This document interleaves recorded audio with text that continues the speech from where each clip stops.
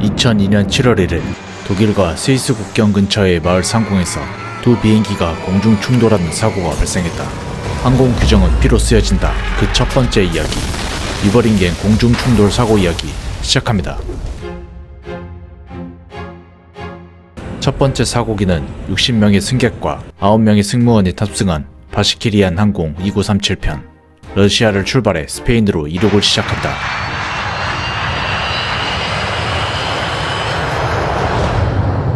이륙 후 36,000피트에 도달해 순조롭게 비행하는 2937편. 그리고 두 번째 사고기, 2명의 파일럿만 탑승한 DHL-611편은 이탈리아를 출발해 벨기에로 이륙을 시작한다.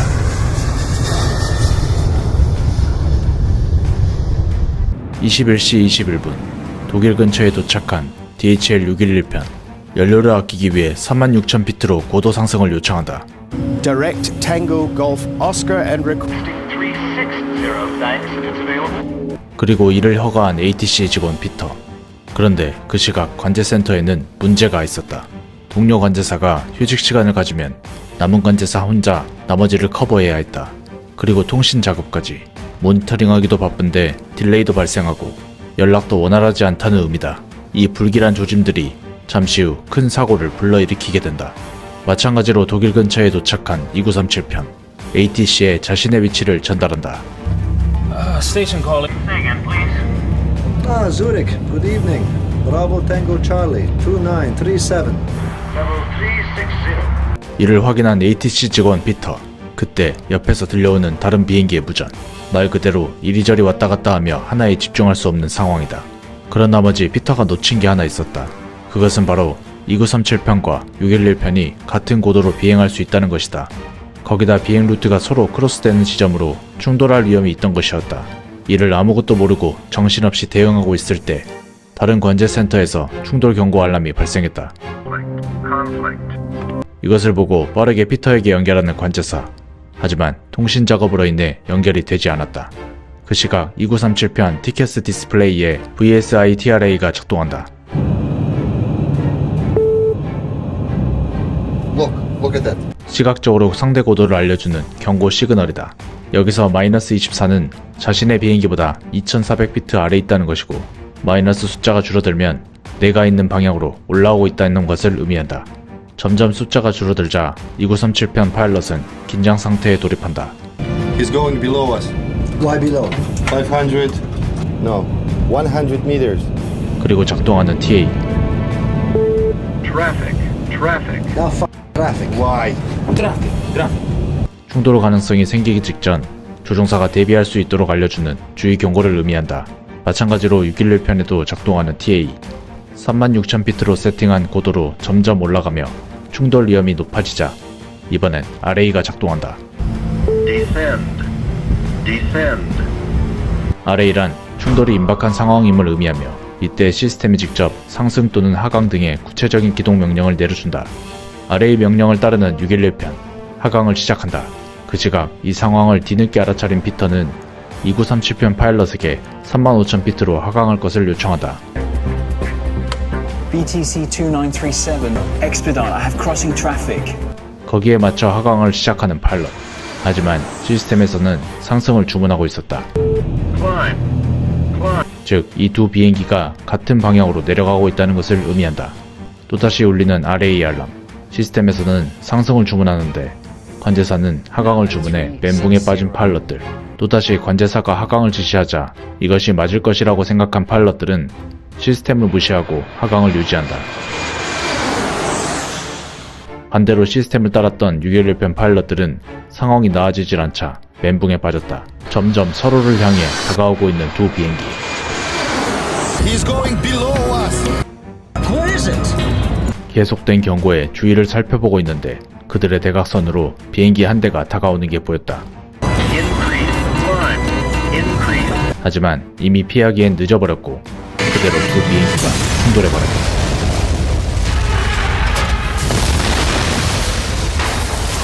(611편의) 버티컬 스테빌라이저가 2937편 동체를 잘라버렸고 몸통을 잃어버린 2937편은 그대로 아래로 추락했다.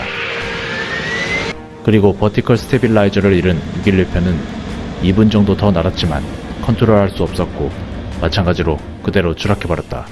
그야말로 대재앙이었다. 그 장면이 바깥을 보고 있던 마을 사람들 눈에 잡혔다. 뒤늦게 모니터링을 본 관제사 피터는 할 말을 잃어버렸다. 자신이 맡았던 두 비행기가 충돌해버렸기 때문이었다. 이 사고로 비행기에 탑승한 71명이 모두 사망하였다. Experts from the United States are headed to the scene of the deadly mid-air collision of two aircraft in southern Germany. 충격적인 사고 소식을 들은 가족들은 할 말을 잃었다. 특히 2937편 비행기에는 학생들이 많이 탑승해 있었다. 국제규정 ICAO 안엑스 13에 따르면 사고 발생 국가에서 사고조사 주체를 가지게 되어 있다. 독일 위버링겐 상공에서 사고가 발생했으므로 항공사고조사국 BFU가 조사팀을 구성했다. 먼저 사고 발생 지점으로부터 여러 군데 흩어진 사고 잔해물을 수거한 조사팀, 그리고 블랙박스를 발견해 분석을 들어갔고 당시 관제를 담당했던 스위스 ATC 직원 피터와 면담을 시작했다. 그리고 사고 발생 약 2년 후 2004년 5월 BFU의 최종 보고서가 발표되며 사람들이 궁금해했던 의문점들에 대한 답이 하나씩 밝혀졌다. 여기서 잠깐, 롱폼 영상이 마음에 드셨나요? 소정의 후원은 다음 롱폼 영상을 만드는데 큰 힘이 됩니다. 감사합니다. 의문점 1. 다른 백업 관제사는 왜 없었나? 당시 스위스 ATC 스카이가이드의 야간 운영 방식을 보면 일반적으로 야간에 교통량이 적기 때문에 별도의 백업 인력을 배치하지 않았다. 업무량이 과다하지 않을 뿐더러 신경 쓸 게 적었기 때문이었다. 이러한 이유로 야간에는 한 명이 휴식을 취하러 가는 게 자연스러워졌고 나머지 인원이 전체를 커버했던 것이었다. BFU는 이러한 시스템에 대해 잘못되어 있다고 지적했으며 항상 2명이 상시 근무할 수 있도록 시스템 개선을 권고하였다. 그리고 야간 인력을 강화, 휴식 시 대체 인원으로 교대한다는 것을 권고하였다. 의문점 2. 왜 공중충돌 방지 시스템 TCAS를 따르지 않았나? 사고를 분석해본 결과 611편은 TCAS를 따라 하강했으나 2937편은 TCAS에서 말한 상승 대신 관제사의 말을 따라 하강했다. 왜 TCAS 대신 관제사 말을 따랐는지에 대해 파일럿들은 이렇게 말했다. We're not accustomed to not trusting controllers. 그도 그럴 만한 것이 TCAS에 대한 문구가 너무나 애매하게 되어 있었다. 먼저 국제민간항공기구 ICAO 안엑스 2를 보면 TCAS를 무조건 우선으로 따르라는 문구가 없었고 애매한 문장으로 파일럿들이 혼동을 준 것으로 볼 수 있다. 그리고 투폴레 154의 조종 매뉴얼을 보면 충돌 회피에 있어 시각 관찰과 ATC 지시 이행이 가장 중요하며 TCAS는 보조 도구라고 되어 있다. 마지막으로 TCAS 제조사 매뉴얼에 따르면 TCAS가 ATC의 백업 시스템이라는 것이다. 이는 ATC 지시가 우선이고 TCAS는 보조라는 인식을 강화해주는 말이다. 이러한 애매한 문구들이 파일럿들을 혼동시켰고 충돌 방지 시스템 대신 관제사의 말을 듣게 된 것이었다. 어떻게 보면 2937편 파일럿은 관제사 말을 믿고 하강한 것이었다. 이러한 문제로 사고가 발생했다고 판단한 BFU는 ICAO에 강력하게 요구하여 TCAS가 ATC보다 우선으로 따를 수 있도록 개정할 것을 권고하였다. 그리고 지금은 개정되어 모든 파일럿들이 시스템을 우선시하고 있다고 한다. 그런데 최종 보고서가 발표되기 약 3달 전 2004년 2월 또 다른 비극이 일어났다. 2937편에 탑승한 아내와 2 자녀를 잃어버린 유족 비탈리 칼로에프는 극심한 우울증에 빠졌다.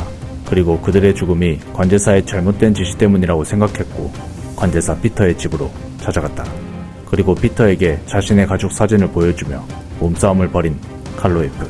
주머니에서 흉기를 꺼내 피터의 아내와 3명의 자녀 앞에서 피터를 살해하였다. 또 다른 비극이 벌어진 것이었다. 이후 스위스 경찰은 근처 모텔에서 범인을 체포했다. 그는 2005년 과실치사로 8년형을 선고받고 복역하던 중 2007년 11월 석방되었다. 이후 그는 고향에서 영웅으로 취급되었고 자신의 행동에 후회를 하지 않는다고 밝혔다. You know, some say it was revenge, but revenge is something insignificant. One is avenging when one has been deeply insulted, but this was not revenge. This was punishment. 그리고 2016년 정부로부터 훈장을 수여받았다고 한다. 지금까지 영상을 시청해주셔서 감사합니다. 참고한 다큐멘터리 영상을 아래 더보기란에 넣었으니 보다 자세한 내용을 보고 싶으시면 클릭해서 봐주세요. 구독과 좋아요, 댓글은 언제나 큰 힘이 됩니다. 감사합니다. 이상 라이언 지식이었습니다.